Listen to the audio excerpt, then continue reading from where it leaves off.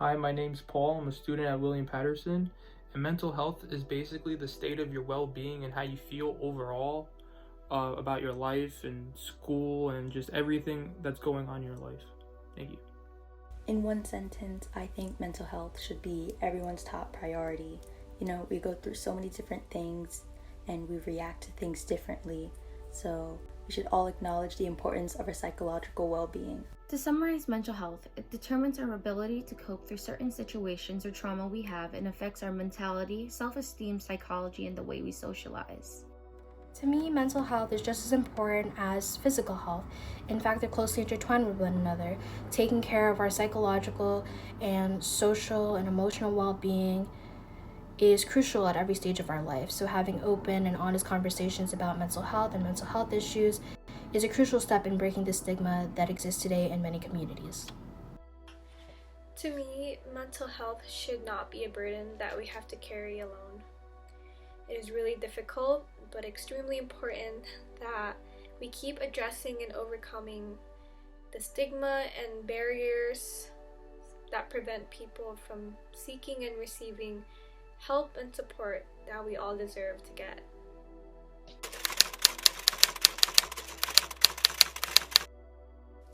Hi everyone, my name is Battison and I'm one of the psychological counselors and the alcohol and other drug coordinator at the Counseling Health and Wellness Center at Paterson University. I'm here today to answer a few questions on how mental health can affect students. First question is, what do you think is most detrimental to a student's mental health and why? For my perspective on that, I believe one of the things that can be most detrimental to a student's mental health is seeing our emotions as the enemy rather than a call to have one of our needs met. When we see emotions as either good or bad, we're typically then looking for some sort of instant gratification to change how we're feeling. And then that's how we fall into this trap of unhealthy coping styles. If we can instead learn to observe our emotions before reacting, we then regain the power of control over ourselves and how we're feeling. So, just because we think something doesn't mean that it's true. And just because we feel something doesn't mean that we need to label ourselves as having that emotion forever. So, for example, I can experience anger and not label myself as an angry person or see that as a complete part of my personality. I can know that anger might be telling me that a personal value that I have feels violated. And then that actually gives me some information of how I can start to feel whole again. In thinking about that, in a lot of cases, feeling disconnected from others can be a big trigger to this. So question number 2 is, in what ways does mental health affect other aspects of our overall well-being and activities?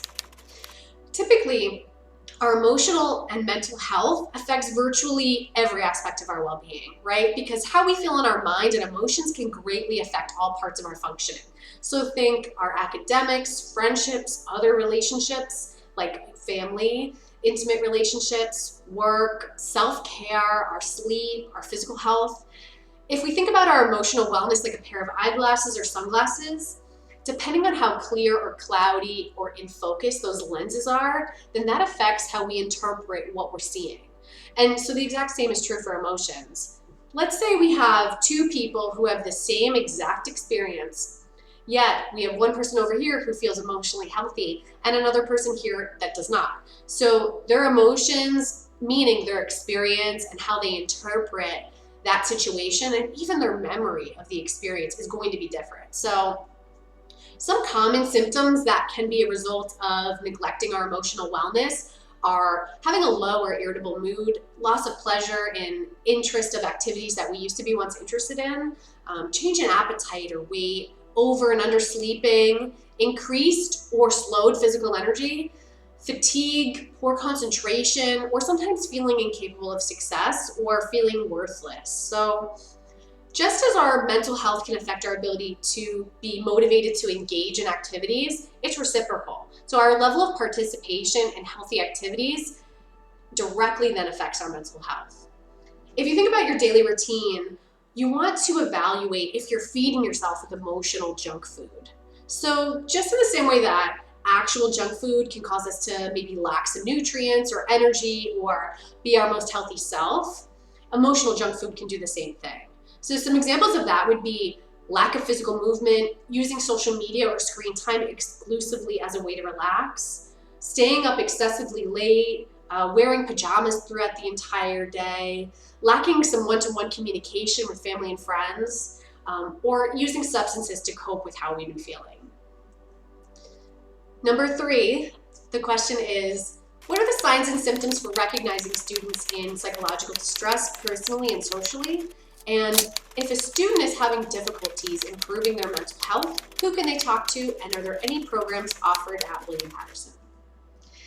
So it's important to keep in mind that all students and persons are going to experience psychological distress from time to time. And it's important to understand that someone might need a range of options and intervention. So that might mean they might need support, they might need an actual intervention or screening, or an emergency service. And we're going to talk about how to understand those different types of needs that might be happening. So if we think about some symptoms that most all students might experience from time to time, where there's some distress but there's no crisis, that person might need support. Some examples of that would be things like communication and relationship issues, drug or alcohol concerns, anxiety, sadness, school stress, issues for persons identifying as transgendered or gender nonconforming, self-esteem and self-doubt, or anger management related concerns. And some of those treatment suggestions might be, first, increase our education. The more that we learn about these symptoms, the more power we have to create a change, right? Think back to what are those needs that we have. Number 2 would be utilizing some sort of self-help or in-person or even some online resources. And you can check out our website for more information on that. The next one would be attending some sort of a wellness group or activity sponsored by the Peer Health Advocates. The Peer Health Advocates, or the PHAs, are the Counseling Health and Wellness Center student leaders. I encourage you to follow them and check them out on Instagram. They're at WPPHA. And then next would be attending a counseling consultation appointment with us for some information on group or individual therapy. So that next category where somebody might need an intervention or screening, and that would be if we imagine some increased risk in those symptoms. That might look like someone feeling hopeless, rage, anger, revenge seeking, or maybe acting reckless or engaging in some risky activities, feeling trapped, increasing their alcohol or drug use, withdrawing socially from people in their life, like family and friends, a dramatic mood change or increased anxiety, agitation, sleeplessness, or most importantly, difficulty having reasons for living or maybe not seeing a purpose in life. The next step to supporting that person, or if it's yourself, to treatment would be giving us a call. You can have a counseling screening done at 973-720-2257. If you're trying to help out a friend, sometimes there can be some hesitation in contacting somebody that they don't know, so it can always be helpful to incorporate someone into that conversation that you trust, like maybe a coach or a professor or an RA.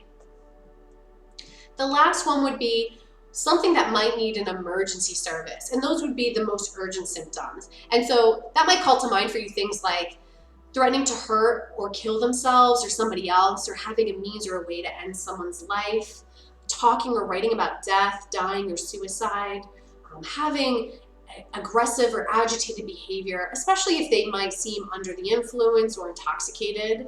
And so the next step to supporting that person would be with an emergency intervention. In most cases, that is going to mean calling police directly. So if you're on campus or you're at home, that would be calling 911. If you happen to be on campus, our Willie P. Campus Police will respond. If you're at home, your local town or community police will. And I just want to remind you that calling 911 for a physical emergency is something that we do pretty regularly in terms of knowing when we might need help. And we would do the same thing for a psychological emergency. If you think about our services here, the Counseling Health and Wellness Center on campus offers a whole range of options, including counseling consultation, screening, confidential substance use assessments, group and individual therapy, and also same-day appointments for emergencies. We also have a 24/7 psychological emergency service that can be reached by calling our main number, and that number is 973-720-2257. That's available for all actively enrolled Willie P students, or let's say if you're calling because you have a concern about a Willie P student. There's a few other great national resources that you might already be aware of, but just as a reminder, the National Suicide Prevention Lifeline can be reached at 1-800-273-8255, and the National Crisis Text Line. And that can be reached by texting the word HOME, HOME, to 741-741. The last question is, what is the best way that a student can work on their mental health? So this is an interesting question because certainly we're not all, one size fits all for mental health care, but there are some takeaways that I think can apply to most people. And we're going to go through 4 of them now. The first one is going to be try to find balance in your daily routine. If you find, for example, that you're studying all day without breaks, or maybe you're socializing without adding in any study time, try to dedicate an hour to the opposite action of what you are doing. So too much of anything, of course, even studying, can do more harm than good. We might find ourselves desiring to isolate alone or maybe pull an all-nighter, but keep in mind, if we're not satisfied with how we feel, nothing changes if nothing changes. Number 2, connect on a one-to-one basis with someone. There is definitely a place for social media in our lives, but we also want to prioritize socializing individually with others. So even though they're both technically social, we're affected differently by the different types of way that we communicate. So for example, like one-way communication would be posting, liking, commenting. That's going to affect our brain differently than two-way communication, like having an uninterrupted conversation on the phone, an in-person conversation, or even doing a quiet activity near somebody else. Having that in-person eye contact or closeness can affect our brain in a really positive way, and it can strengthen our emotional health. Of course, we want to keep in mind our new social health precautions, and so that might mean wearing masks or physical distancing or being vaccinated if you're able. Number 3 is paying attention to the numbers in your daily routine. So we might have found ourselves falling into these thought traps of counting things like calories or reps at the gym. But something I think that might be more important to count is parts of our daily routine. For example, like how long we're sleeping, how much water we're consuming, how much time we're spending in nature, how much time we're spending online, how many servings of fruits and vegetables are we actually getting. And so if we can often feel that we're falling into this routine of just not having the time, but the reality is that we need to find new ways to shift ourselves into making the time.